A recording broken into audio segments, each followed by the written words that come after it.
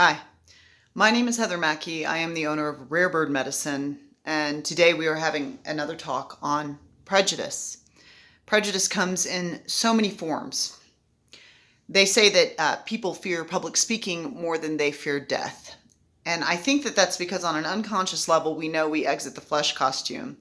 And we also know how judgmental it is to have two-legged consciousness, how quickly we ourselves judge that which we do not know. And we know if we stand up and speak, everybody else is operating with that judgmental filter. And so many humans today are not doing the work they came to do because they are afraid to get up and speak. They're afraid of facing opposition and judgment.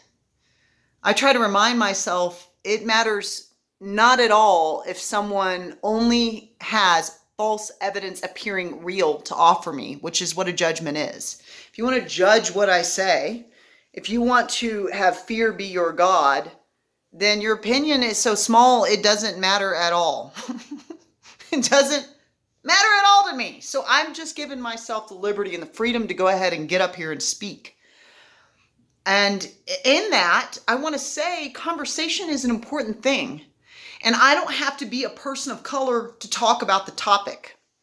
I don't have to be gay or trans to talk about the right for equality that is needed in that community. I identify personally as pansexual or less focused on physicality for attraction to occur. However, that's not the right way to be, and it's not necessary for me to speak on issues. I have a voice, and is someone else wanting to come in and judge or throw a spike in my throat chakra is not my problem. You keep you with you, boo-boo. You do you. I'm going to do me. I'm going to do me. And me is about coming as close as I can in every lifetime to communion with divine consciousness and to communion with love and to communion with the truth and to communion with justice. My Dharma profile says for 2,000 lifetimes, I have focused in that vein. And here's what I want to say about it today as a justice-themed soul, which I've told you before, I don't like the word justice. You do not have justice without having judgment. In order to need to have something become just, you have to first judge what someone has done. And then in this realm, the resultant response to that judgment is then punishment. Again, that's all false evidence appearing real, not my God, not my teacher, not what I'm into, because love is one of the focuses here. So what I want to do is have compassion, understanding, and awareness for what causes someone to be pinned where they are. What causes someone to be pinned where they are? And how can I help any entity, a rich white male, any entity, remove the shackles that cause them to be oppressed and then offer oppression? You know, whatever it is that is causing a disruptive, disharmonious, false evidence appearing real frequency in this realm, I want to work to assist, to allow the light of love, the light of truth to come through. And don't get me wrong, when I'm not talking about, systemic racism is so present. Most pictures of Jesus are white and he was a person of color. Hello? Systemic racism is such a pervasive problem that we often associate darkness or shadow with bad and light with good.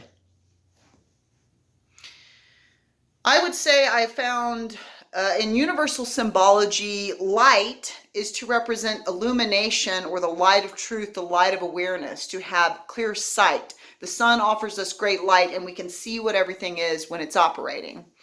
And shadow, moon, is, instead of that flow of energy, is more of an ebb of the receptive principle. And I got to tell you, shadow and light have been dancing here a long time.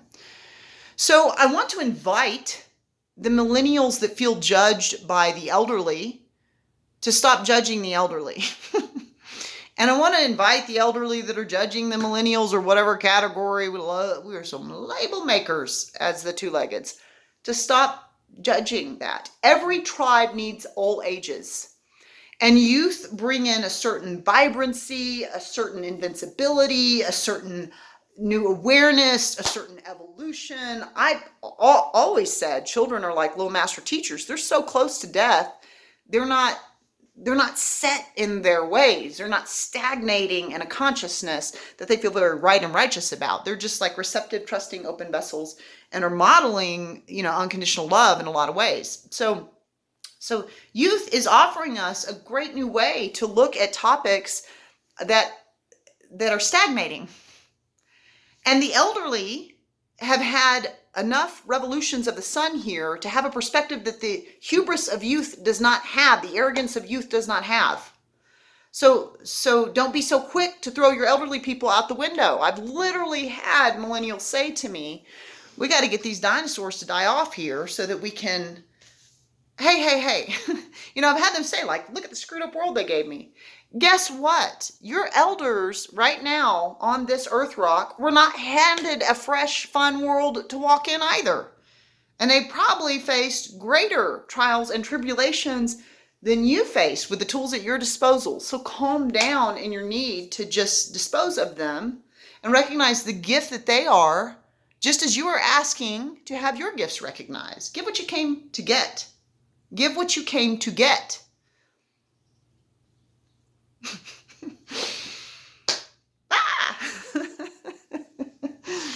Yeah, just getting. We just want to get. Gimme. Give. Many masters say, give first, then receive. Give first, then receive. We have a prejudice against, fit versus fat in this world. We are constantly marketed the idea that a six-pack is the thing to have. I have refused a long time ago to buy into the marketed image of a Caucasian six-pack wielding male is what I need to be valuable and happy. I don't want to be with someone with a six-pack. I don't find it attractive, and I don't know who decided it, but I don't agree with it. We know from a marketing standpoint, we used to show much curvier women, and marketing, actually men in the marketing world, started selling this idea of very hungry woman, I'll call it, being what is attractive. And I gotta say, I love all body types. And don't tell me, I don't have disdain for six-pack. It's just not attractive to me. I didn't buy the marketing. I find great beauty in many different colors of flesh costumes. And I find great beauty in many different curves of flesh costumes. So I love all the variation. I love all the diversity. It is valuable to recognize our television, our consciousness that we are offered from corporations that are constantly lobbying and paying to run the country, are constantly marketing. And not all of them, some companies are up leveling, but constantly offering heteronormative, man plus woman, and Caucasian is what's awesome. No, no, it's a component of life. And got to tell you, a lot of other options. We do not just have that which is African American and Haitian, and that which is Caucasian, or that which is Hispanic. I have met beautiful souls from Uzbekistan, from Bulgaria, from Turkey and Iran. And there are many cultures, may more of them get represented by our eyes that we might come into communion with the all that is. And there are many identifications. I have yet to see a single television program ever about an intersexed being. Intersexed used to be called hermaphrodite. I have seen lots of television programming about midget throwing. Midget is a derogatory term. And if you're using it, you are being prejudiced. And you may not even know that. So much prejudice is occurring And it's so indoctrinated and offered in our culture that we're not even aware that we're doing it. It's called little person. And their bodies are precious and valuable and don't need to be gawked at and stared at. Just like you don't need to gawk and stare at a child having a temper tantrum in a store, or somebody who has autism, or somebody who has cerebral palsy. Send love.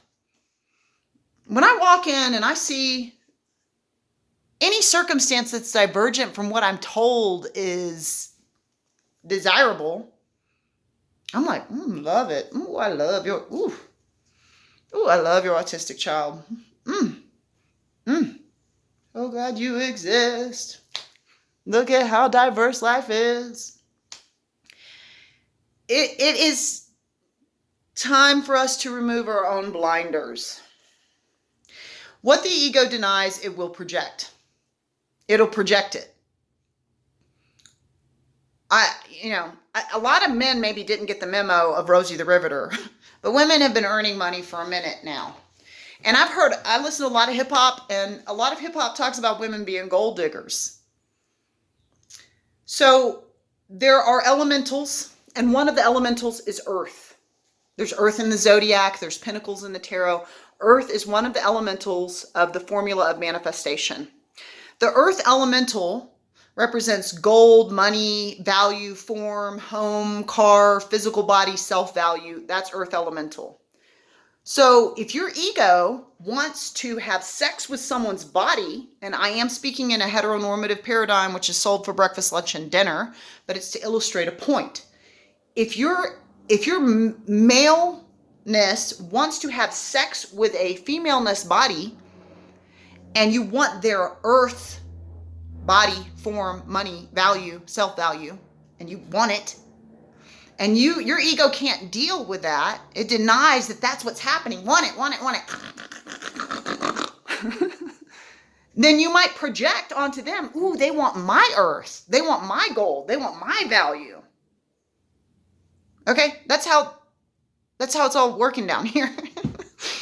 What the ego is denying, it is projecting onto another. So we come into balance, we come into wellness by recognizing where our blinders are and removing them.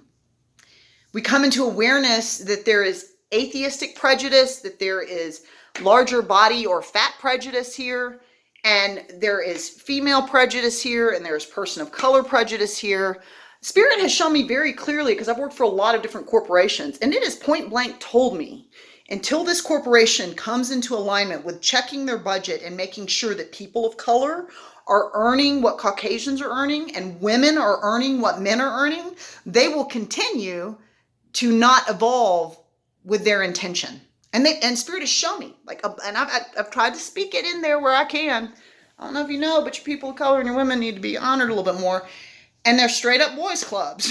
You know what I mean? They're white male boys clubs. And bless them, because I actually have seen many corporations that they are good people, they just don't see their blinders. So we get to acknowledge where we are having prejudice, and it's real important to recognize unconscious prejudice. And it doesn't make you a racist to be in a systemically racist society. It makes you unaware that your thoughts are not your own. Your thoughts may not be your own. So the invitation and the invocation today is to take back your thoughts. If you're going to praise Yeshua ben Joseph, Jesus the Christed one, recognize he was a person of color and his life mattered. So step into that, honor that, offer that more in your life. May we all remove our blinders.